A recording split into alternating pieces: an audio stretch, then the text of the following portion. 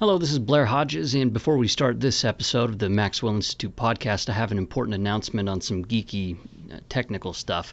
We're in the process of moving this podcast over to our new website. If you're subscribed to the podcast in iTunes, you should be able to get new episodes without making any changes.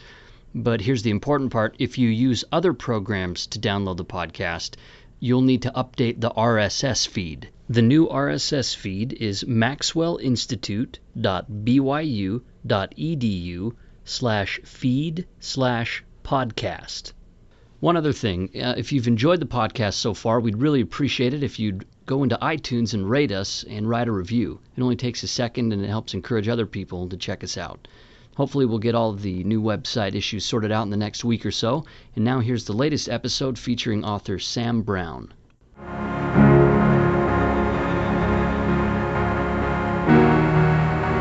This is the Maxwell Institute podcast. I'm Blair Hodges, and in this episode I'm joined by Samuel M. Brown, a physician and historian who joins me to talk about his book, In Heaven as It Is on Earth, Joseph Smith and the Early Mormon Conquest of Death, published in 2012 by Oxford University Press. As the book's jacket describes, the world of early Mormonism was besieged by death.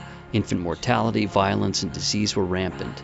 A prolonged battle with typhoid fever, punctuated by painful surgeries, including a threatening leg amputation, and the sudden loss of his beloved brother Alvin cast a long shadow over Joseph Smith's own life. Smith embraced and was deeply influenced by the culture of holy dying, with its emphasis on deathbed salvation, melodramatic bereavement, and belief in the providential nature of untimely death that sought to cope with the widespread mortality of the period. Brown also discusses his recent BYU Studies article on adoption theology. Through his historical research, Brown came to believe that in Joseph Smith's theology, humans become the children of God through premortal adoption, as opposed to being created in some sort of spirit birth process. Two seemingly unrelated topics, death and adoption, brought together in this episode of the Maxwell Institute podcast. Brown joined me via Skype, and I apologize for some of the sound issues that happened throughout this episode. Some of us are listening at the shoreline to the gap in time, to the sound of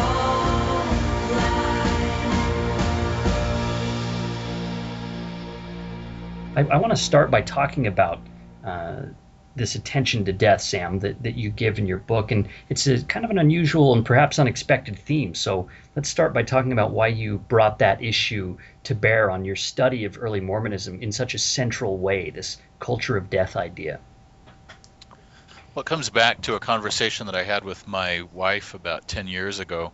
She's a religious historian, and we were thinking about the nature of angels in early Mormonism. It had arisen out of my first article in Mormon history, a quantitative study patterned on the work the Shepherd brothers did on general conference addresses.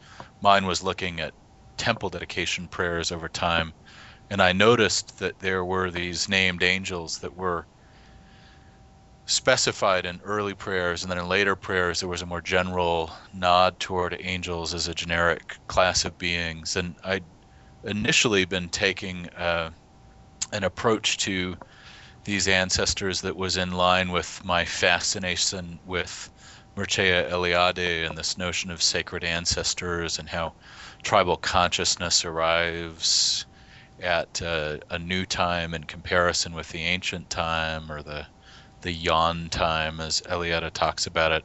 And as I was talking to my wife, we were vacationing up in Camden, Maine, and had stopped in the town, just outside the town square, wandering about, and we're in their colonial cemetery and walking and looking at the stories on the grave markers, and had a eureka moment, which was that in early Mormonism, angels were actually dead people rather than being an entirely separate class of individuals.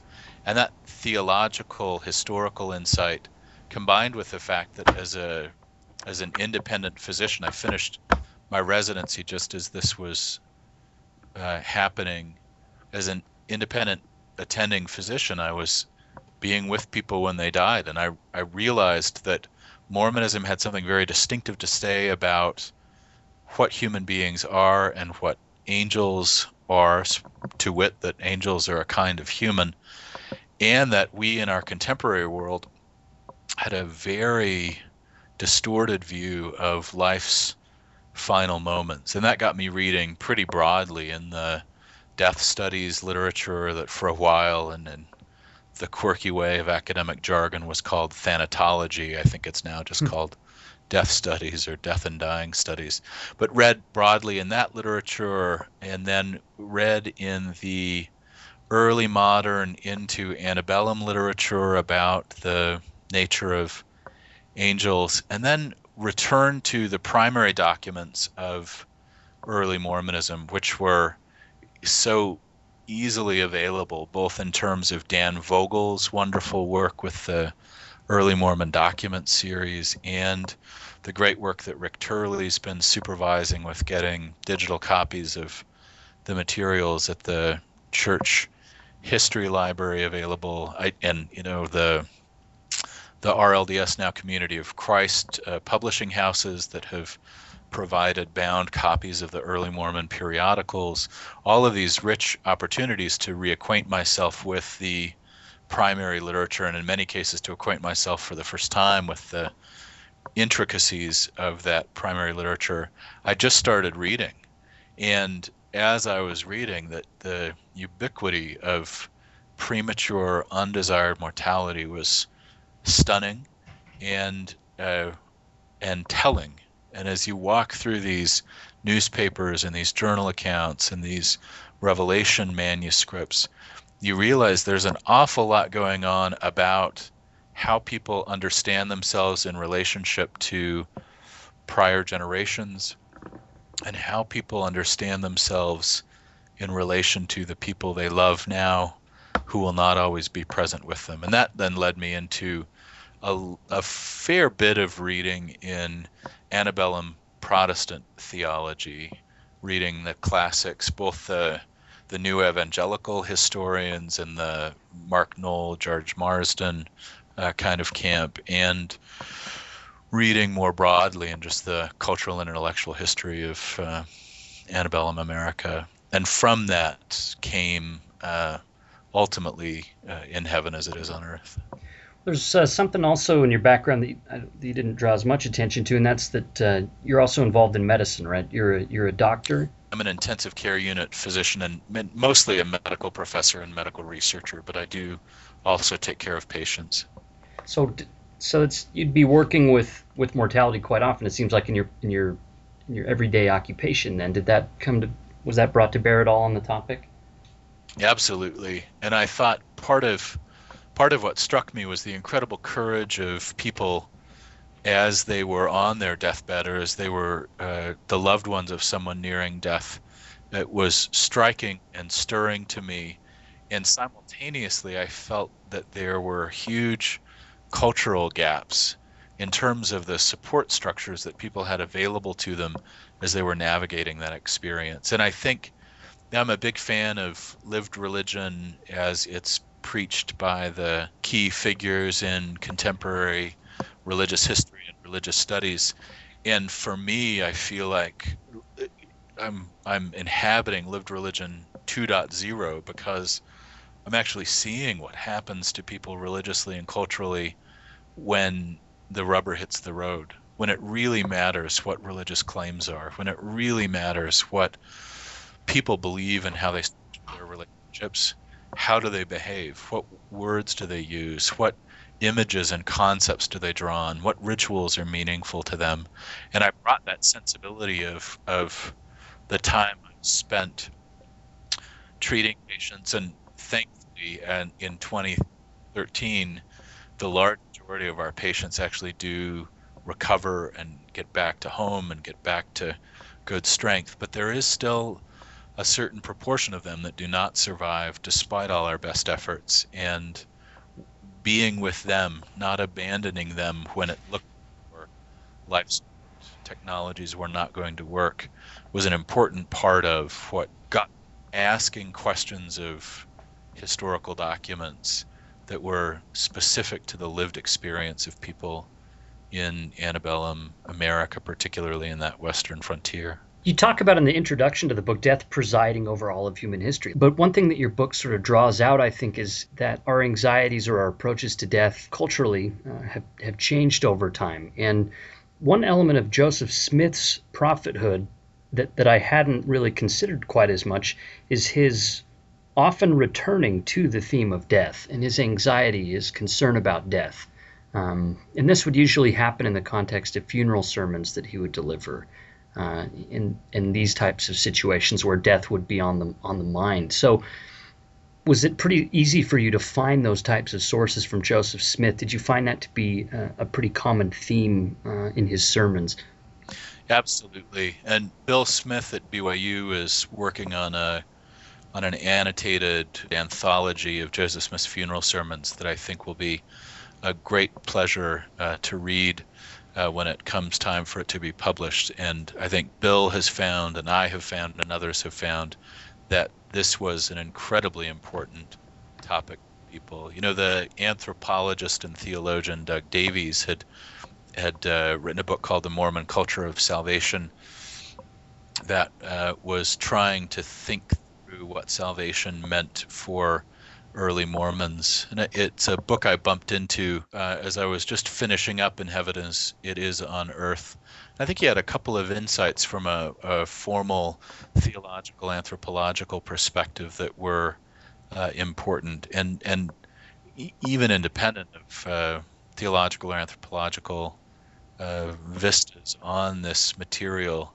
It's just everywhere. And you realize that there was a sort of historiographic collective forgetting that extended for many decades. It began to change in the tail end of the 1960s into the 1970s, but you really have to be ignoring a lot of your primary materials to not be allowing death to be a part of the story that you're telling as an historian of pre-Civil War America. Yeah, it's interesting to see in some of his sermons he would refer to this tomb that he had been planning, right? This tomb, a family tomb or something? Yeah, it was the tomb of Joseph.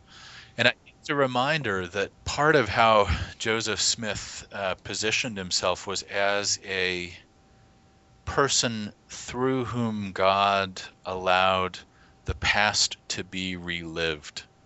And we talk about restorationism and primitivism, and those are true. It's important to understand the Campbellite and similar contexts in which arises and in which Joseph Smith is heading up the restoration. But it's also remarkable the extent to which Joseph Smith is, through his very life as he lives it, exemplifying what it means for the past to be relived. And so the tomb of Joseph is his reference to the tomb of Joseph of Egypt, which is described very briefly in the Hebrew Bible. And he nods. He in one says that the Book of Mormon itself proclaimed the importance of having that kind of a sacred tomb, and he understood it as both him living as a modern-day Joseph of Egypt, sort of reinstantiating that ancient patriarchal figure, and made it part of his temple, which is a fascinating thing. Kevin Barney reminded me that corpses were considered so polluted in the Hebrew cultus that they would never have had a tomb on the temple grounds. But for Joseph Smith, that notion of pollution was not present. And there's this strongly cultic element, and by cultic I don't mean these nincompoops that are yelling at Mormons or other new religious movements. I mean specifically related to the ways rituals are performed and the way a church community hangs together around those rituals. So there's clearly an element with the tomb of Joseph of that religious and ritual significance.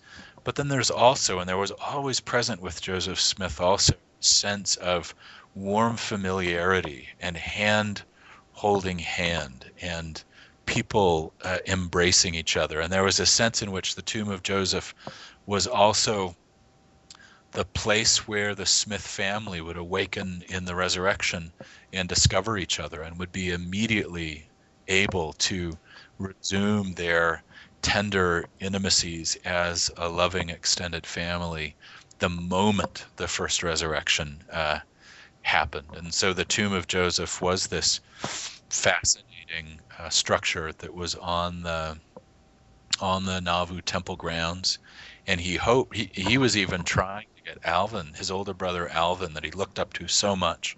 He was trying to figure out a way to get Alvin's remains disinterred and then reinterred in the tomb of Joseph.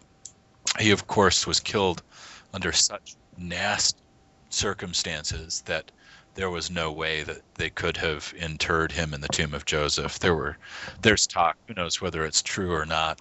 I assume it is because it has to do with buying and selling things. But there were rumors that phrenologists and others would pay a premium to have Joseph Smith's skull so that they could put it on a museum display. So they had to hide Joseph Smith's body, and he ultimately was not able to be buried in the tomb of Joseph. Yeah, I think they buried him for a time in the basement of one of the buildings in Nauvoo, right? Yeah, I'm going to forget whether it was the mansion house or the Nauvoo house proper. It's a little contested, but my guess is that Emma became worried that Joseph's remains would be desired by the apostles or others who were with the apostles, and she had Joseph and Hiram removed from their original burying place and moved to a new location, and then actually misremembered where they had been placed. And it wasn't till the mid-1920s that a reorganized LDS engineer was able to track down the original tombs.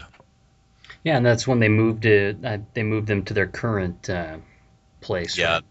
They had to move them back. They were worried that the Mississippi was going to cut into the area where they had been interred. And so now the actual bones are under the grave marker that you can see if you tour Nauvoo now.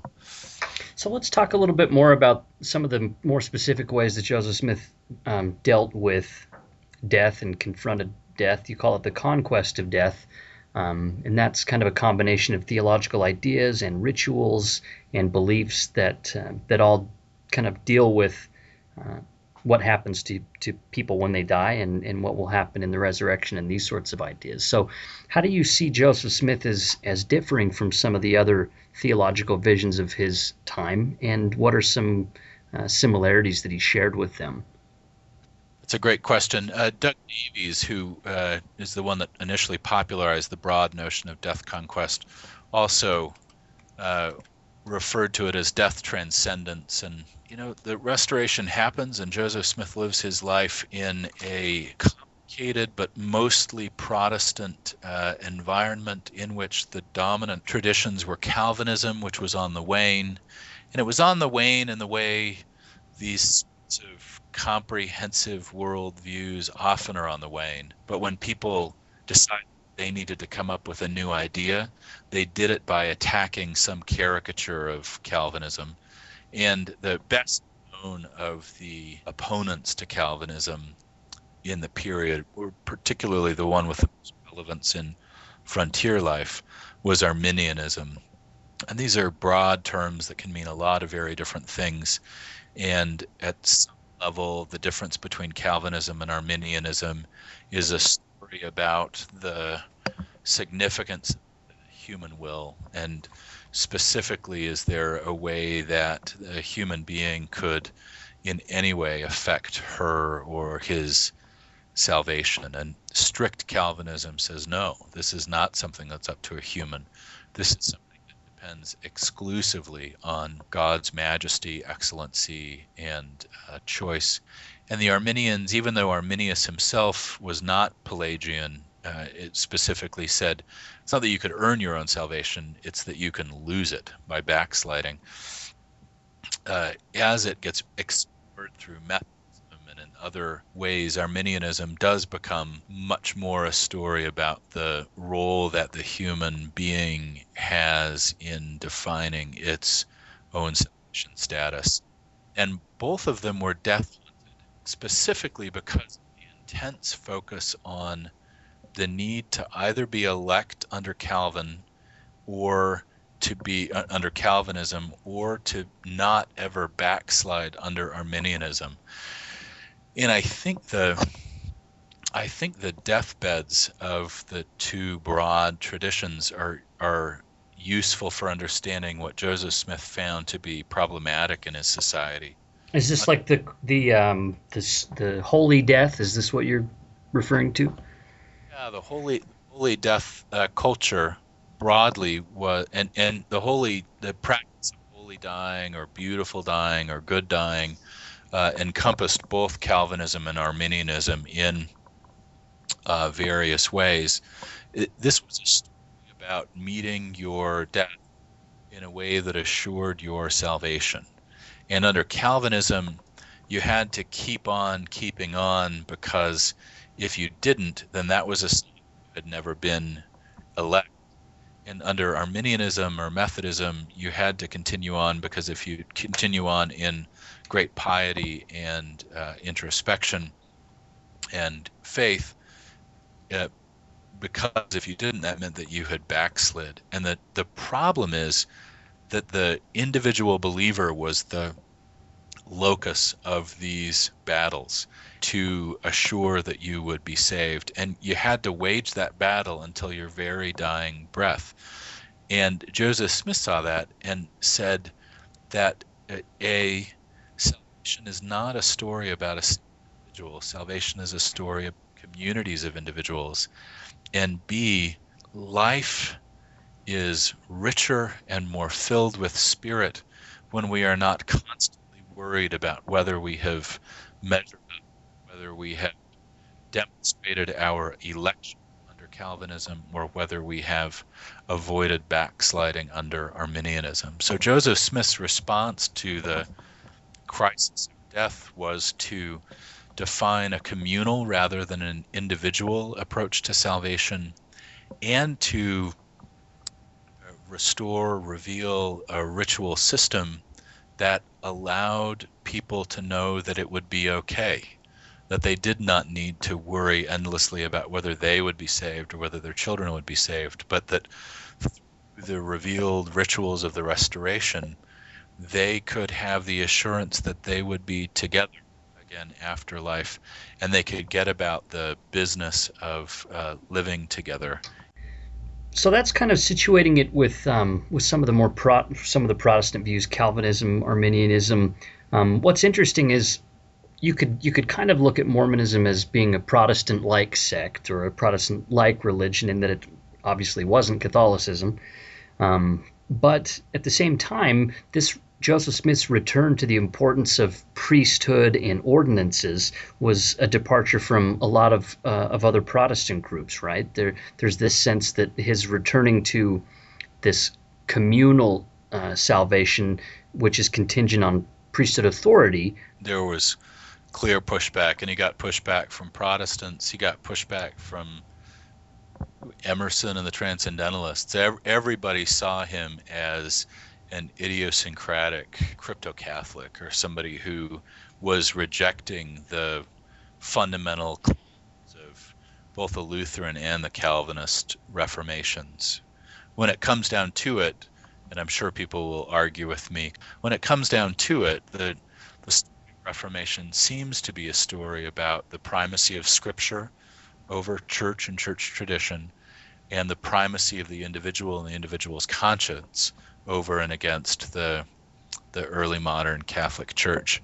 And so when Joseph Smith says, well, no, it's not just about the biblical canon as you have decreed it. The canon is an evolving canon that evolves under the guidance of living prophets, and it turns out it's not just an individual hammering out the details of belief in his mind as he reflects upon the Scripture. It's this living, breathing, sacramental restoration. So there are ways in which Joseph Smith appears very Protestant, or that the restoration that comes through him is phrased in Protestant-sounding ways.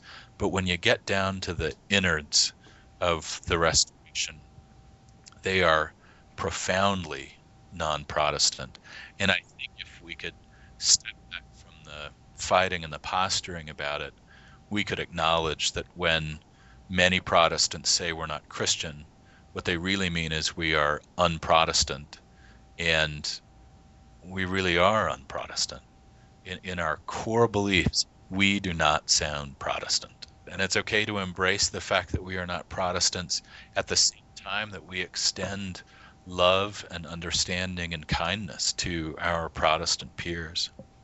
One way I think we can do that is just by looking at history and looking at some of the similarities and differences, kind of what you've done in your project. And you bring up the language of adoption, this idea of adoption in pre-Civil War Protestant religion. And you trace it all the way back from there to the New Testament in Paul. So let's shift over to this idea of adoption and kind of give listeners the background here about the roots of this idea of adoption, how adoption fits into Christianity.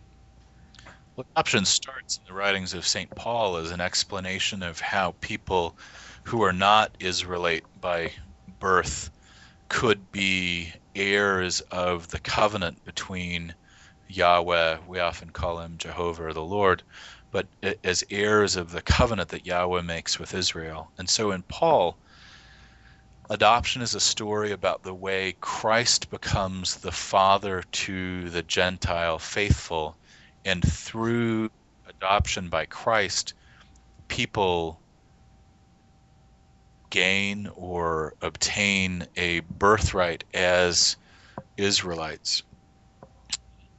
That's deeply meaningful. And in the letter to the Romans, there's such gorgeous language about the Spirit testifying to our spirit that we are heirs of God and joint heirs with Christ, that I find just deeply, deeply moving, because it's the story about relationships and dignity that doesn't depend on who your biological parents are. It doesn't matter what side of the tracks you were born on. It doesn't matter what nation you were born into. Christ's atonement is fundamentally a story about the potential for all of us to be the children of God in a deeply meaningful sense. And in general, for most of creedal Christianity, that's the sense that people maintain around the notion of adoption. There are different distinct variations on that fundamental notion, but in its essence, it's a story about how Gentiles could become Israelites, and they become that through Jesus the Messiah. So you trace that up through the Puritans, right? So what are some of the ways that the Puritans incorporated this idea of adoption? And I ask because it's really interesting to see the way that it fades in Christian thought, and then in some ways seems to reemerge in some ways with Mormonism. Well, the Puritans had a very clearly defined sense of covenant theology, and covenant theology was a very communal theology. Ostensibly, they were hard-nosed, mean, petty people, but the reality is that they were theocrats. They believed that a civil society should be built on the basis of an ecclesial society, and the covenant theology of the Puritans was the notion that there could be a merger of civic society and religious society and family community and networks. And part of what they realized as they worked through covenant theology was that there would be interruptions where there would be a black sheep of the family, and if the grandparents loved their grandchildren as they commonly did and were able to get their grandchildren to come into the church, but the parents of those grandchildren were unregenerate or were reprobate or had died in their sins. So they had to become a way to make sure that the grandchildren could still be a part of the sacred covenant and the line of election that came through the families. And so people were about this thing. What do you do when it feels like salvation ought to extend through familial and relational networks, but manifestly you have people who defy and deviate from the expected course and disappoint their parents. And with the waning of established uh, congregationalism and the remnants of what we think of as Puritanism, there is a pretty sharp distinction from that. But then Joseph Smith has, definitely has a sense that there were elements of Puritan theology and Puritan covenant theology that were important. There were important fragments of the original gospel that needed restoration. When you tie this into Mormonism, you talk about some of the early Mormon discussions on adoption, and you point to the Book of Mormon as a place where adoption comes up. This is where people make a covenant to be called the children of Christ, his sons and his daughters, and they enter into this sort of family relationship of believers. They take upon them a new name, the name of Christ, and this sort of thing. But it seems like you don't see adoption theology is really taking off in Mormonism for a couple of years. Is that impression right? I think if you judge by the published documents the published documents that are most compatible with the vision of adoption that Joseph Smith had in Nauvoo, that you're right. You don't see those documents early on. And whether it was Joseph Smith being called to further clarify and explore the implications of adoption theology that had been present in prior dispensations, or whether they have an alternative explanation, I don't think the documents tell you one way or the other. But there's a sense in which, as Joseph Smith thinks it through and prays about it and worries over it and gets revelation about it, that he's able to tell more of the story of adoption. It's almost like those old Paul Harvey broadcasts where he says, and that's the rest of the story. Joseph Smith, as he's continuing to grow as a prophet, is able to explain the rest of the story about traditional Christian adoption. There was a part that really surprised me. I didn't expect to see it in there. You have a pretty long discussion about patriarchs, the idea of Mormon patriarchal blessings in this, and how this ties into the idea of adoption. I think people would be interested to hear about that, because today we just sort of think of patriarchs as these people that give us a patriarchal blessing, some kind of like a personalized scripture that just gives us some instruction about our lives, assigns us to a to a tribe of Israel, or identifies us with the tribe of Israel. But patriarchal blessings you see as playing a more formative role, I think, in early Mormon thought of adoption, right? Yeah, I think the later 20th century experience of the patriarchal blessing is as you've described it. It's a private revelation to you that is a miniature Bible that's relevant to your specific life, that's something that you will turn to in times of need. And that sense of a patriarchal blessing is certainly present in the earliest patriarchal blessings. If you look at the theology that Joseph Smith was describing and elaborating to explain what patriarchs were and what their role was, there was actually a lot more to it in the early years, particularly under Joseph Smith, but persisting after Joseph Smith died.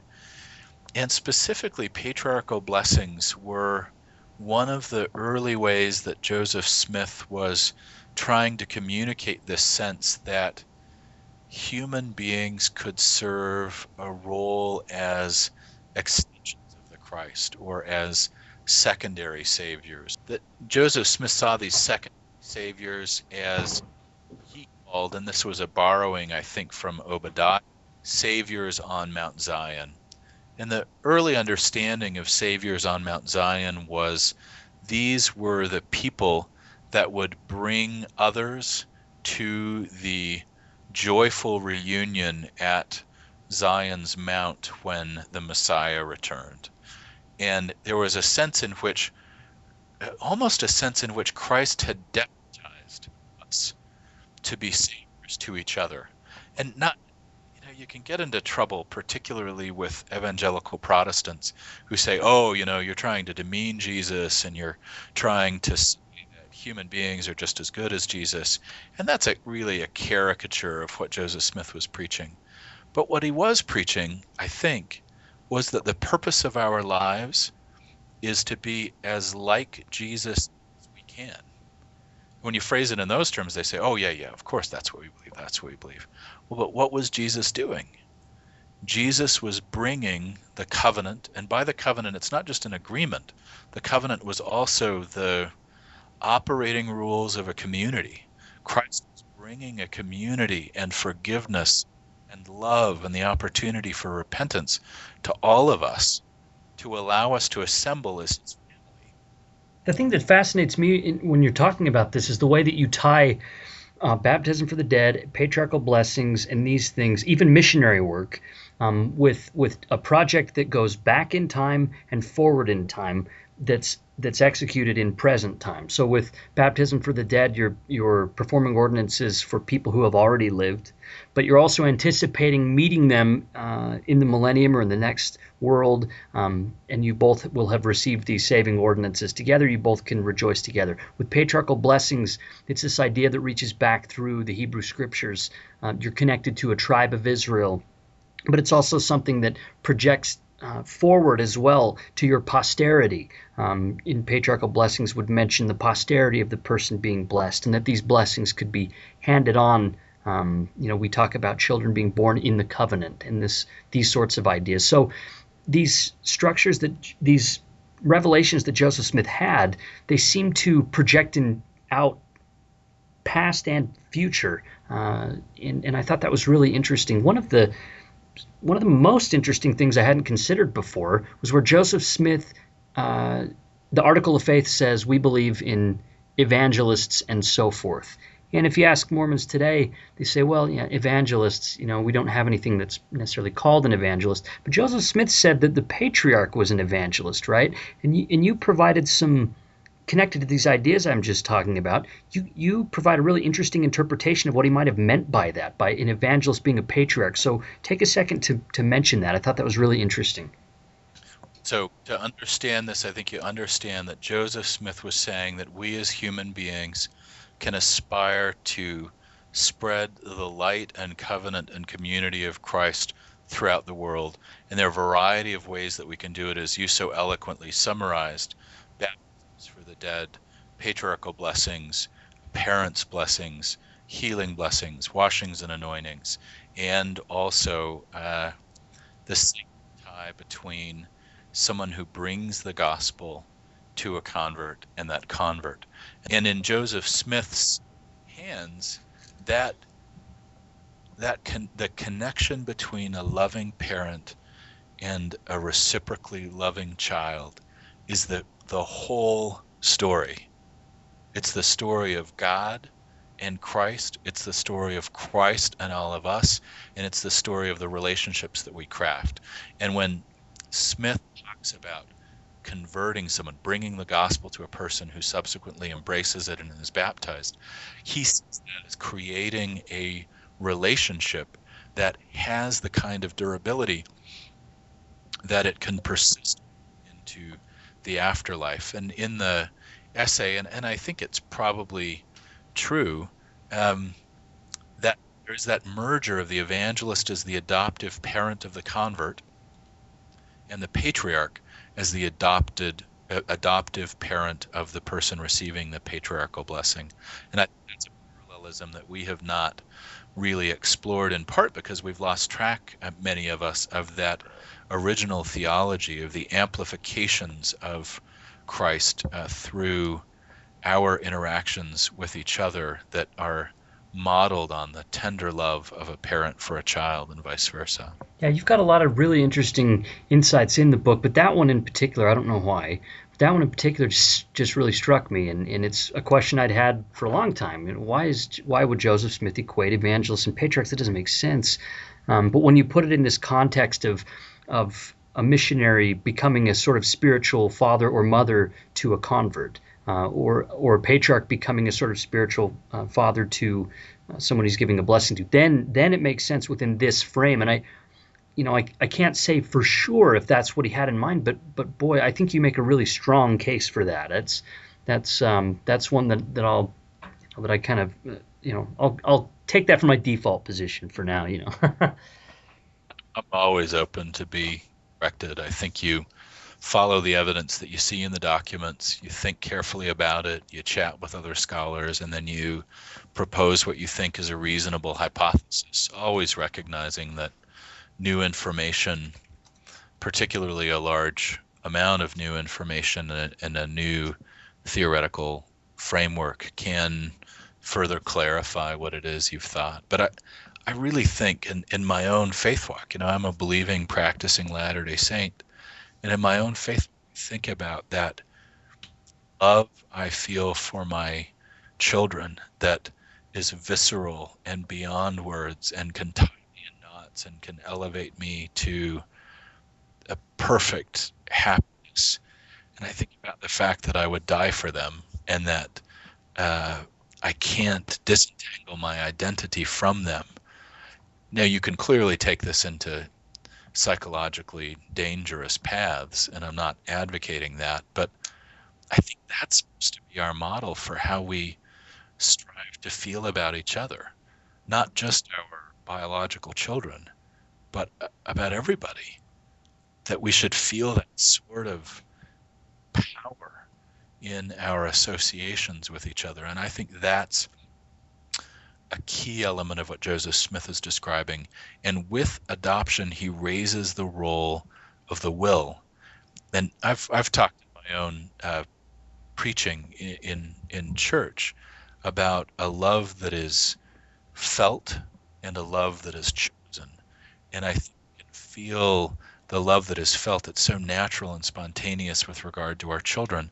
But there's also a love that we choose. And I think that the story of our mortal sojourn is understanding how to allow a love that is felt and a love that is chosen to mutually enrich each other so that we will have both that incredibly powerful bond with each other and the ability to bring others into that kind of a bond.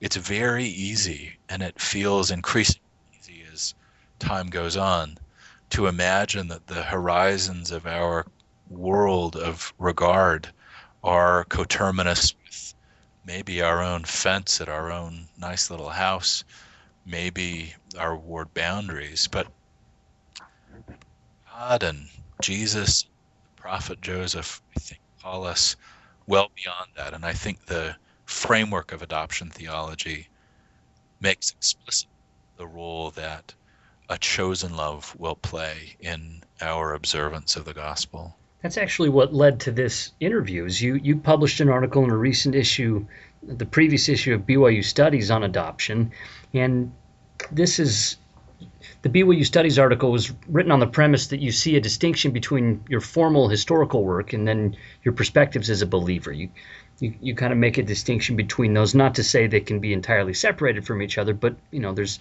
sort of a difference when you're talking to fellow members of the church or when you're writing an academic article or book. So in this BYU Studies article, you're kind of able to reach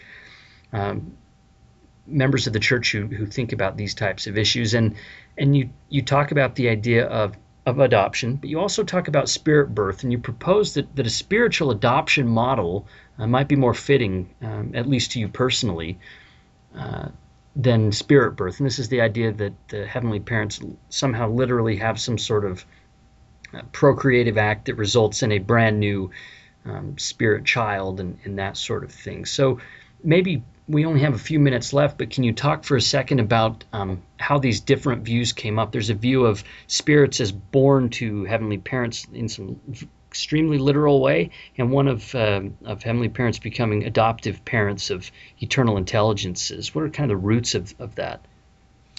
Well, I can't find any contemporary evidence in Joseph Smith's period that suggests this birth we we associate with the Pratt brothers and ultimately with Brigham Young and William Phelps and others.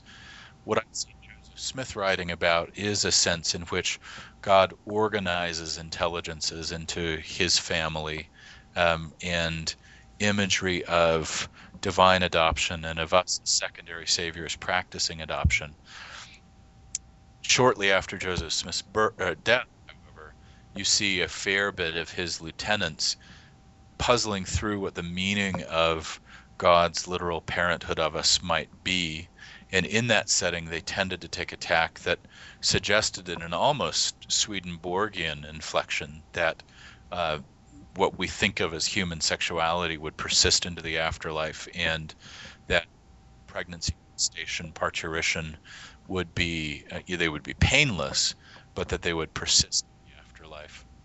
And as Jonathan Stevens and I were going back and forth in the late aughts about adoption and thinking it through, we did a pair of essays where I did the Joseph Smith through Woodruff's ending of adoption as we knew it.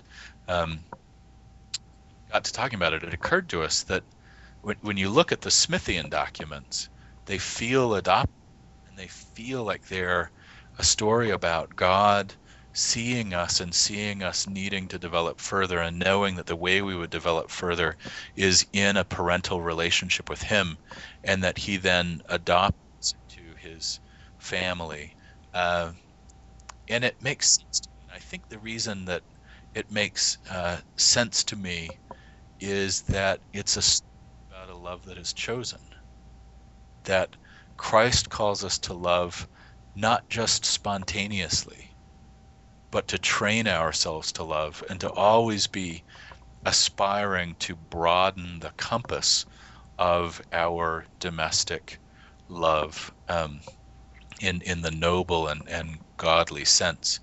And I understand that there are well-meaning and inspired and inspiring Latter-day Saints who feel like the spirit birth model, as we call it, is the only possible account. And I'm not after any kind of argument. I don't think that I am an expert on how exactly God conducts his private life, or even on the details of the shape of heaven.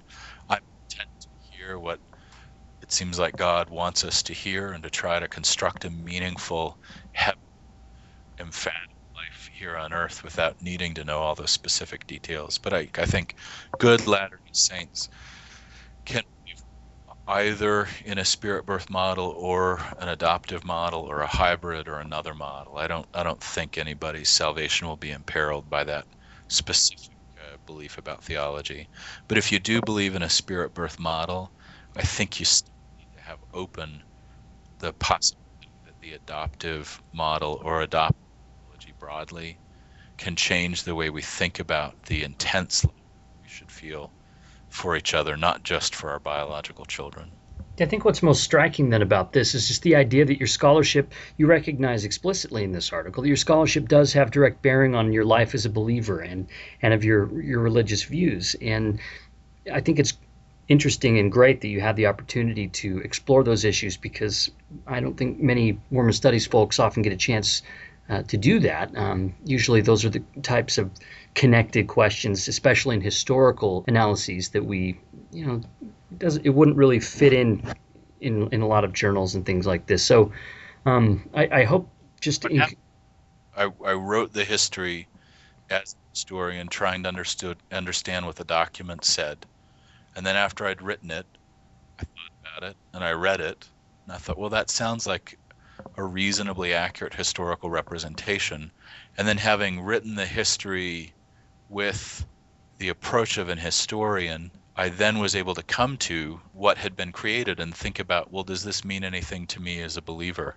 And I felt like that kind of, it's not a full bracket, but it's segregating the projects. Figure out what the documents say and what they mean according to the standards of history.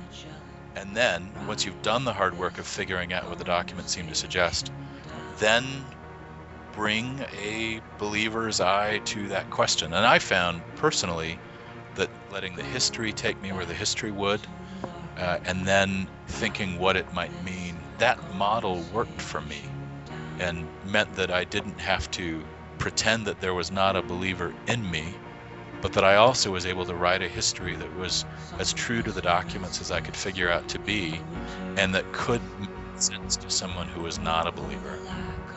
Thanks for joining us today on the Maxwell Institute podcast, Sam. We really appreciate it. Thanks, Blair. Turn back my Magellan, and please record this final sound.